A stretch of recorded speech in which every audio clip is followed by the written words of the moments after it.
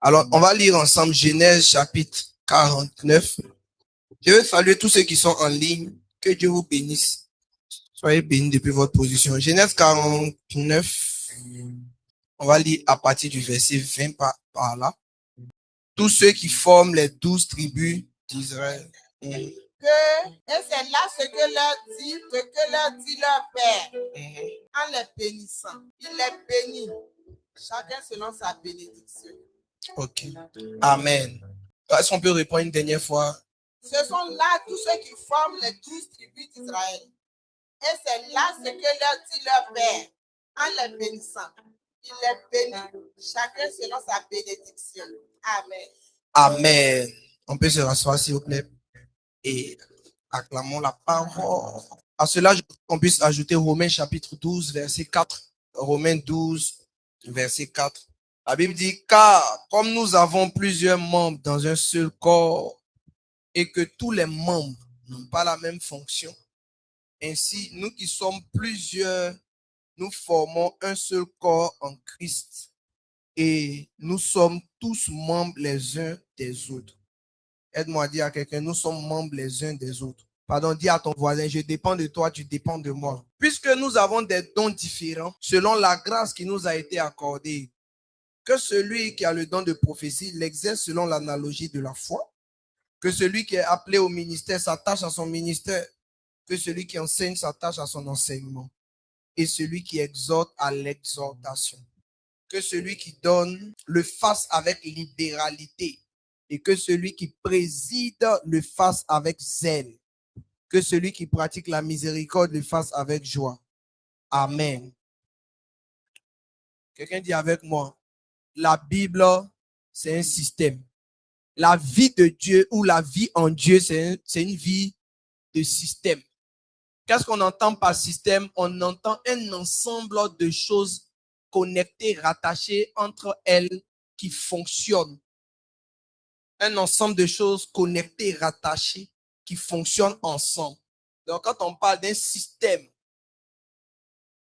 informatique, on parle d'un ensemble de choses qu'on a mis ensemble qui forment l'ordinateur. Donc, dans le système, il y a le moniteur, il y a l'unité centrale, il y a les périphériques d'entrée, comme le clavier, la souris, les périphériques de sortie, comme les haut-parleurs et consorts. Donc, un système, c'est un ensemble de choses qui, mis ensemble, finissent par donner une unité fonctionnelle. Quelqu'un comprend ce que je suis en train de dire? Et l'Église, qu'on appelle corps du Christ, est censée être un système, est censé vivre, grandir, se développer, si et seulement si les composants de ce système savent qu'ils sont dans un système et fonctionnent comme étant dans un système. Parce que la dynamique du mois de mai, c'est d'accentuer, c'est de bâtir l'Église par les systèmes de l'Église. Donc, quand on parle de système, on dit que quelqu'un est venu dans l'Église et il est rentré dans le système. Qu'est-ce que cela peut bien vouloir signifier? On se réfère à Genèse 49 parce que vous devez savoir que la Bible n'a pas commencé avec l'existence des tribus. La Bible a commencé avec les familles. On a vu des familles, Adam et Ève, et puis Caïn, machin, continuer. Noé, vous connaissez la suite, j'en passe. On tombe sur Abraham engendre Isaac, Isaac engendre Jacob. C'est arrivé sur Jacob qui va engendrer 12 fils et une fille, notamment Dina, que à sa mort, il va parler. Et c'est l'une de ces dernières paroles qu'on a lues en Genèse 49, verset 28. Il a dit, ce sont tous ceux qui forment les 12 tribus d'Israël. Or, initialement, il était en train de bénir ses enfants, de déclarer des prophéties sur chacun de ses enfants, chacun de ses 12 fils. Mais quand il a fini ça, on ne sait pas ce qui s'est passé, mais l'auteur du livre de Genèse, poussé par le Saint-Esprit, nous indique que c'est là que l'intention de Dieu d'établir des tribus a commencé. Quand on va un peu plus loin, nombre 1, l'Éternel ordonne un recensement, un dénombrement du peuple d'Israël. Nombre 2, on fait maintenant la répartition du territoire par tribu. Et les noms des tribus respectent effectivement les noms des fils de Jacob. Donc, c'est comme si à partir de Jacob, la promesse de Dieu de faire de la descendance d'Abraham le peuple de Dieu, hein, de lui donner, hein, de donner à la descendance d'Abraham la postérité, les nations, de les rendre puissants et toutes ces choses qui sont contenues dans sa bénédiction là. Ces choses ont commencé à prendre forme avec Israël, mais Israël réparti comme si c'était les enfants de Jacob. Donc, tu prends la tribu de Ruben jusqu'à la tribu de Benjamin. C'est comme si tu as de manière représentative tous les enfants de Jacob. Donc, les arrière-petits-enfants d'Abraham. Pourquoi est-ce que le Seigneur, pour constituer son peuple, ne les constitue pas en ville ou en quartier ou en région, mais il les constitue en tribus? Et puis, les tribus représentent en fait des familles. C'est comme si la tribu de Ruben, c'est la famille de M. Ruben. Tous ses descendants, c'est-à-dire et sa postérité. Donc, il n'y a personne qui est dans la tribu de Ruben qui est venu dans la tribu de Ruben parce qu'il aime trop Ruben. C'est parce que tu es né quelque part de quelqu'un qui descend de Ruben que tu appartiens à la tribu de Ruben. Voici comment Dieu a bien voulu organiser son peuple. Et en ce qui concerne l'église, quand l'apôtre Paul est en train de parler à l'église primitive et tous ceux qui, en ce temps-là, étaient dans l'église, il leur rappelle que nous sommes un corps et que nous dépendons les uns des autres. Cela nous permet de comprendre une chose. L'église de Jésus évolue, se développe et grandit si et seulement si elle est reconnue comme un système et si les systèmes sont pris pour ce qu'ils sont, utilisés pour ce qu'ils sont, admis pour ce qu'ils sont. C'est à ce moment-là que les systèmes ou le système qui est notamment le système de famille. Parce que vous voyez, quand on regarde comment Dieu a créé la terre, on se rend compte que le Seigneur n'a jamais voulu que les gens soient des individus isolés. Il crée l'homme, finalement il a besoin d'aide, il crée la femme. Il leur donne des enfants. La création commence avec la préparation d'un territoire, de la création de la terre, un jardin. On y met quelqu'un pour le garder, le cultiver. Il a besoin d'aide, il se sent seul, on voit il est déséquilibré, on l'endort, on prend une cote, on fait une femme, commencement de la famille. Et de fil en aiguille, on voit que Dieu place la famille au centre de sa chose. Christ est l'époux, l'église est l'épouse. Encore une autre famille, on dit la famille de Dieu. Nous, on nous appelle les enfants. J'ai pas bien compris. Les enfants. Finalement, nous nous rendons compte que les pasteurs, on les appelle comment? Non, l'autre nom que vous aimez bien, des pères. Aussi, un père, le juge se marie, sans faire exprès, les gens l'appellent maman. Donc, les mères. C'est pas comme, tu vois que dès que tu tournes à gauche, c'est comme si on veut créer une famille. Tu tournes à droite, on veut créer une famille. Dieu lui-même, notre Dieu, on l'appelle Dieu, notre Père qui est aux cieux. Donc, lui-même, il est un Père. Si quelqu'un se demande qui est donc la mère, il n'y a pas mère, il est le Père tout court. Dieu crée le monde, il met la famille. Il choisit Abraham. Au lieu de bénir ses enfants pour dire recevez la bénédiction d'Abraham, arrivé sur Jacob, il les répartit en famille. Cela veut dire une seule chose. Depuis le commencement, dans la compréhension du Créateur, les choses doivent évoluer en famille. Beaucoup de nos frères et sœurs chrétiens et de nos églises n'arrivent pas à s'en sortir parce que Satan peut dominer là où les gens ne comprennent pas l'importance du système qu'on appelle la famille. Plus tu pries seul, moins tu es efficace. Donc, lorsqu'on essaie de rassembler les gens et de les faire fonctionner en famille, de les faire fonctionner en tribu, Satan combat cela. Et ce mois de mai, nous allons prier, travailler, enseigner, de sorte que les familles, les tribus et tout autre système qui permet aux uns d'être utiles aux autres et vice-versa, que tous ces systèmes-là puissent fonctionner au nom de Jésus. Tu n'as pas compris ce que j'ai dit. Tu vois, si tu faisais attention à ce que je disais, tu comprendrais que le Seigneur veut te donner la sagesse pour que ta famille soit aussi restaurée. Chaque fois que les gens ne collaborent pas, il y a quelque chose dont Satan les prive. Ce 5e mois, c'est le mois de la grâce. Mais ça sera aussi pour nous le mois où nous allons parler de la famille. L'esprit de famille, l'esprit de communion fraternelle, l'esprit de communion, l'esprit de mettre les choses en commun, l'esprit de manger ensemble, l'esprit de partager des moments ensemble. Aujourd'hui, et pendant que je priais, le Seigneur m'a dit, interpelle l'église. Les gens sont dans la même maison, mais les gens ne se parlent pas. Chacun est sur son portable et puis ça cause, ça communique. Mais le monde va trop vite. Le monde est en accéléré actuellement. On vit dans un monde vitesse x5. Pendant que tu es là, et puis c'est pas que les gens sont forcément en train de faire n'importe quoi. D'autres travaillent, d'autres sont en train de... C'est que toi-même, tu peux être à la maison et puis tu es sur le portable. Là. Les gens sont en train de faire quelque chose. Toi aussi, tu es en train de faire quelque chose. Et vous savez comment est-ce que le Seigneur peut faire pour restaurer nos familles? Parce que les problèmes qui ont divisé nos familles sont trop sérieux. On ne peut pas les régler en un mois ou en 4 prédications. Alors, c'est que le Seigneur va faire. Il va rappeler l'esprit de la famille. Il va réintégrer en nous la notion de la famille à partir de l'Église. Pour preuve, la parole de Dieu dit que par la sagesse infiniment variée de Dieu sera détectée et reconnue par le monde à partir de l'Église. Le monde apprendra la sagesse de Dieu par l'Église. Donc tu vois, quand le diable a réussi à briser l'image du Père, l'autorité, il y a des gens qui sont dans nos églises là. Ils ne voient plus leur Père comme leur Père. Ils voient leur Père comme un gars lambda. Parce que le Père même, il a déjà tout gâté à la maison. Donc finalement, Satan a réussi à briser ce qu'on appelle l'autorité paternelle. Donc comment tu fais pour restaurer l'image du Père dans la vie de cette fille? Comment tu fais pour restaurer ou pour installer l'autorité paternelle dans la vie de quelqu'un qui a perdu son père toute petite ou à la naissance? Ce sont des choses que tu ne peux plus rattraper. Soit la personne est là, mais est tellement avancée Satan est tellement avancé dans la destruction avec cette personne qu'on ne sait plus comment rattraper le tir. Donc, Dieu veut maintenant, par l'Église, instaurer dans la vie des gens. Et c'est là que Satan combat. Mais dis avec moi, au nom de Jésus, il a échoué. À la tête de chaque tribu, il y a des chefs de tribus. Et c'est comme dans la parole de Dieu. Les tribus étaient organisées famille par famille. Il y avait des têtes.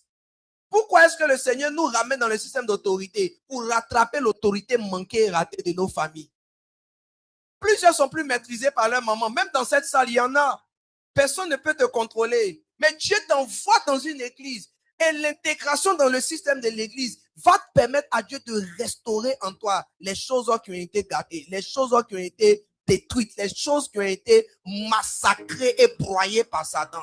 Ou à la maison, personne ne peut parler sur toi. À l'église, Dieu va envoyer des personnes qui pourront te dire ce que tu fais n'est pas bien.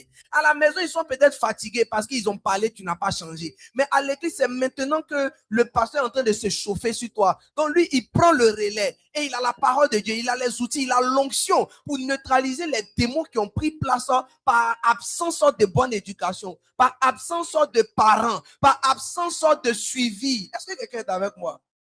Les systèmes de l'église, les systèmes que Dieu envoie dans une église sont faits pour restaurer quelque chose que Satan a gâté dans la vraie vie. Quand on met un système de prière 24 heures sur 24 et que les gens s'amusent à le boycotter, ce qu'ils sont en train de faire, c'est qu'ils sont en train d'enlever la dernière cartouche que Dieu avait pour mettre la vie de prière dans leur corps. C'est la raison pour laquelle cela relève du combat spirituel. La manière même tu as sommeil même me dit que Satan est en train de combattre ce qu'il est en train de te dire. Sinon, on n'a pas encore dépassé notre heure qu'on s'est dit. C'était minuit 30. Il n'est pas encore minuit 30. Tu as sommeil, pourquoi? Ça veut dire que Satan n'aime pas ce que je suis en train de dire. C'est pourquoi je vais dire à quelqu'un qui est à côté d'un voisin, il faut dire un amen qui va le réveiller. Quand tu es à côté de quelqu'un, tu dis amen, il ne peut pas dormir. Surtout quand il crie souvent là. Il fait, mais faut lui dire, c'est comme ça qu'on fait dans cette église. Sinon, il est minuit 30, normalement, sommeil vient. Le système, c'est quelque chose, plus quelque chose qui finit par donner le résultat. Enlève le clavier dans un ordinateur, tu auras bien du mal à travailler. Tu peux prendre la souris, il y a des choses que tu pourras faire. Il va arriver un moment, ils vont te demander mot de passe. Tu es bloqué. Tu vas prendre la souris, tu vas aller faire sortir un clavier virtuel. Tu vas faire, mais tu vas perdre tellement de temps. Comment tu vas faire traitement de test? Taper un test avec clavier que tu prends une souris, tu cliques sur A, tu cliques sur B, tu cliques sur A, tu cliques sur N, et puis tu vas écrire abandonner. Comment tu vas finir ça? Il te faut le clavier. Donc, quand certaines personnes disent, d'accord, pasteur, ce que tu as dit là, j'ai compris, les systèmes, j'aime ça. Les tribus là, c'est bon, parce que là-bas, ça va restaurer l'autorité, tout ce que Satan a gâté dans notre vie comme éducation. Mais prière, il faut laisser. Je suis un peu occupé. C'est comme si tu es en train d'enlever le moniteur, l'écran dans l'ordinateur. Donc, un système là, c'est un ensemble de choses qui sont interdépendants. C'est eux tous ensemble qui finissent par donner l'outil ou par donner le résultat. Donc, tu n'enlèves pas un élément dans le système, sinon ce n'est plus un système. Donc, quand on dit le système solaire, c'est le soleil et toutes les planètes, les étoiles qui sont dans son système. Donc, tu vois, qui gravitent autour, dans son orbite. Donc, la Terre, Neptune, Jupiter et consorts là, eux tous avec le soleil, on appelle le système solaire. Donc, le soleil est le centre de ce système. Donc, si tu enlèves un élément dedans, on ne peut plus parler du système solaire. Parce que le système solaire, c'est un ensemble de choses. Donc, on ne parle plus de l'Église, parce que l'Église est censée être le système de Christ. On ne parle plus de l'Église quand tu enlèves un des éléments qui constitue le système. Et le système a été bien défini, hein, on n'écrit rien. Acte 2, 42 jusqu'à 46. On nous dit, il demeurait, il persévérait dans la prière, dans l'enseignement des apôtres, dans la communion fraternelle. Donc, il y a un ensemble de choses qui, naturellement, si elles existent, font vivre l'Église et l'Église se déploie. J'ai observé, étudié, avant de prendre la parole, j'ai analysé plusieurs grandes églises, méga églises, plusieurs églises même moyennes aussi. Et je me suis rendu compte qu'il n'y a aucune qui vit et qui est en train de grandir sans un système de prière 24 heures sur 24. Parce que Jésus a inspiré cela aux apôtres dans l'église primitive et ça marchait. Les gens priaient et chaque jour des âmes étaient sauvées. Comment les âmes étaient sauvées? Parce qu'il y avait la prédication, ils enseignaient. Ils enseignaient à l'église, ils enseignaient dans les maisons. Donc, si tu enlèves les cellules dans le système de l'église, ne sois pas étonné que l'église n'aille nulle part. Donc, pendant 10 ans, pendant 20 ans, tu peux voir des églises bloquées, stagnées à 100. Bon, ce n'est pas parce que Satan est trop fort, c'est parce que le système n'est pas complet. Dis avec moi, système incomplet.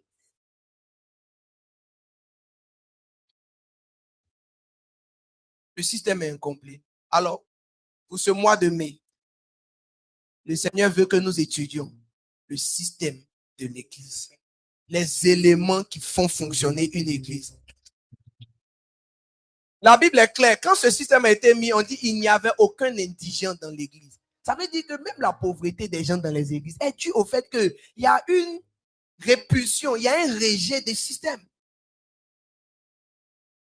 On crée l'atmosphère, l'environnement de prière, quelqu'un ne prie pas. On dit la réunion des tribus, tu finis le culte, tu vas à la maison, mais tu es en train de fuir un système. Il y a beaucoup de choses que tu n'apprendras pas. Par exemple, la plupart de nos familles, je pense même que la quasi-totalité de nos familles ne font pas de réunion de famille. Dans la dernière fois que tu as fait une réunion de famille, amusement à part 5 ans. La plupart des familles ne font pas réunion de famille.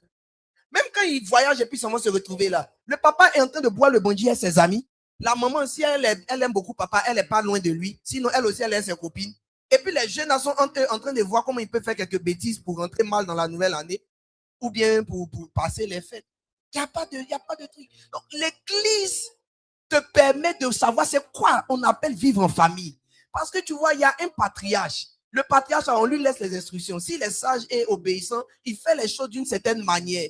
Dedans, là, on lui montre comment prendre soin et prendre les nouvelles des uns des autres. C'est comme ça seulement qu'un bon matin, tu vas te réveiller et tu as envie d'appeler tes frères que tu n'as pas vus il y a longtemps. Parce qu'on t'a appris de manière inconsciente, par l'habitude de ce que tu es en train de voir, qu'il faut prendre les nouvelles de quelqu'un que tu ne vois pas. Certains parmi nous, il y a très très longtemps, tu ne sais même pas où l'un de tes cousins est. Ou même, bon, son cousin, c'est trop loin, ton propre frère. La dernière fois que tu as pris ces nouvelles, c'était quand? C'est pas il y a 4 mois, ou c'est pas quand tu manquais d'argent là. C'est l'autre jour quand tu étais en galère là, tu t'es rappelé que Christian existe, non? Ou bien Grasso existe, non? C'est comme ça. Donc, la tribu va t'aider à découvrir, sinon redécouvrir la vie de famille. Les systèmes de prière vont t'aider à prier. Où tu es là, tu ne sais pas prier, tu n'aimes pas prier, tu ne veux pas prier. On va faire quoi encore au stade où tu es arrivé? Mais tu dois prier. On va faire quoi maintenant? Il faut juste qu'on te mette comme un morceau de bois avec d'autres bois. Vous allez brûler ensemble. Ce truc-là aussi, tu es en train de fuir ça. Finalement, quand tu dis Seigneur, fais-moi prier, là, il va te faire prier. Il a créé son église avec son système. Toi, tu as enlevé un pilier. Donc, finalement, le pilier que tu as enlevé, j'essaie de bâtir cette église sur 5 piliers fondamentaux. Le pilier La prière, là, les gens cassent à chaque arrêt. Ils ne veulent pas, ils luttent, ils résistent. Ils acceptent tout sauf la prière. Même évangélisation que les gens fuient. Ici, là, il y a d'autres qui évangélisent quand même. Mais prière, là, ils ne veulent pas. Oh, sans la prière, tu ne peux rien crier. On peut verser lui sur toi, te communiquer l'onction. Tu peux avoir tous les dons spirituels. Quand tu pries pas, Satan vient, il te vole ça souhait, il s'en va. Combien de fois on va expliquer aux gens qui doivent prier? Tu dis oui, tu es faible, tu es assoupi. On comprend. On dit bon, venez, vous allez prier ensemble. Vous tous qui êtes faibles là, ensemble, vous allez devenir forts. Ils disent que on est occupé. Donc c'est que toi-même, tu ne veux pas prier. Finalement, Satan aura toujours la victoire sur le corps du Christ. Parce que le bras dit aujourd'hui, là, je ne travaille pas. Travailler pied et puis tête seulement. Mais il y a des choses pour lesquelles, là, pour se laver, pied ne peut pas faire. On a vraiment besoin de toi, bras. Donc, quand tu es dans une tribu et puis on dit tout de prière et tu laisses patriarche ou matriarche et autres, tu détruis le système. Et ce mois de mai, nous allons veiller à indexer chaque système, montrer son utilité et expliquer pourquoi est-ce que Jésus ne peut pas opérer correctement sans ça. Jésus ne peut pas opérer sans l'évangélisation. Tu montes, tu descends. Si tu n'évangélises pas, ton église ne va pas t'apporter tout ce qu'une église doit apporter aux gens. Les églises où vous regardez, les gens sont bien, ils sont bien nantis. Vous aimez là-bas, on dit là-bas, c'est tout climatisé. Ce sont des églises qui respectent toutes les 5 étapes. Tu les vois comme ça, ils marchent avec toi. Mais quand leur église s'en va évangéliser, ils sont en t-shirt, ils s'en vont évangéliser. Quand c'est l'heure de prier, ils s'en vont faire leur tour de prière. Quand c'est l'heure d'étudier la parole de Dieu, ils étudient la parole. Remarquez, la plupart de ces gens, quand vous rentrez dans les églises, vous voyez les gens avec des bibles, avec des cahiers, en train de faire des cours, des académies. C'est sûr, ces gens d'église, on a copié à faire d'académie. Ça se forme, ça travaille et naturellement. Parce que quand tout ça est en place, la bénédiction suit. Tu vois aussi qu'ils sont vraiment bénis. Tu vois qu'ils sont vraiment bénis. Ces églises-là sont représentées dans des petites villes, mais dans ces villes-là sont les églises les plus climatisées. Tu ne sais même pas comment ils font, mais le système est respecté. C'est comme si on dit 1 plus 2 plus 3 plus 4 plus 5, ça te donne 1 million. Une fois que 1, 2, 3, 4, 5 sont alignés, ton 1 million aussi est aligné. Dieu a prévu quelque chose pour l'église. Et je prie que ce mois de mai, notre esprit s'ouvre sur le système. Au nom puissant de Jésus. Amen. Il faut acclamer bien le Seigneur si tu veux le faire. Si et seulement si tu veux le faire, tu peux l'acclamer bien.